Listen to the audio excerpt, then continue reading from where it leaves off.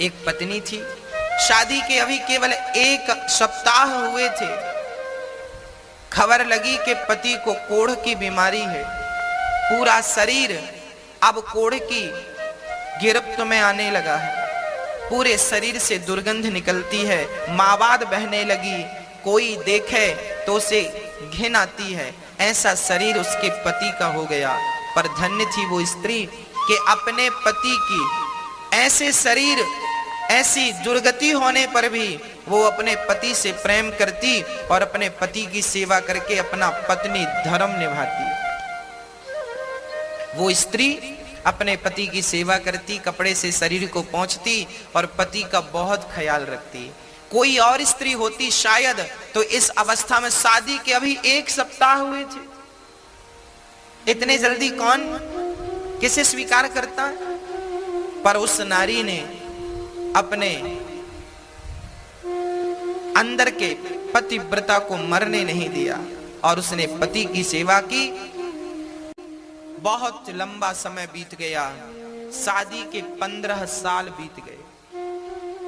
15 वर्ष बाद उसका पति बाहर बैठा, ठंडियों का समय था, धूप में बैठा था। सोचो, वो नारी अपने मायके नहीं जाती इसलिए कि मैं चली जाऊंगी तो इनकी सेवा कौन करेगा। ना तो भाई सेवा करता है, ना परिवार में कोई आगे बढ़ता है। पत्नी करे तो करे, नहीं तो वो मर जाए। धन्य थी वो नारी जो पति की सेवा करती। एक दिन पति सर्दियों के दिन बाहर आंगन पर बैठा था, तभी उस नगर की एक सुंदर वैश्या वहां से गुजरती है। राजा के घर नाचने जाती थी वैश्या। जब वो राजा के घर नाचने जाती तो उसी रास्ते से गुजरी।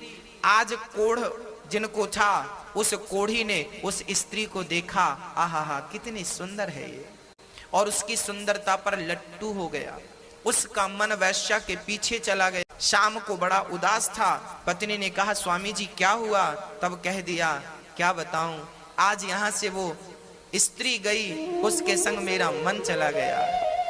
तुम बहुत बड़ी, देखो एक पति अपनी पत्नी से कह रहा, सुनना जरा, ये पद्म पुराण में लिखी घटना है, सच घटना है, कोई मुंह जवानी की नहीं। हाँ, उस पति ने कहा, उस कोढ़ी ने कहा अपनी पत्नी से, सुनो, एक बार तुम चाहो तो वो वैश्या मुझसे मिल ले, बस एक बार उससे मिलने की इच्छा है।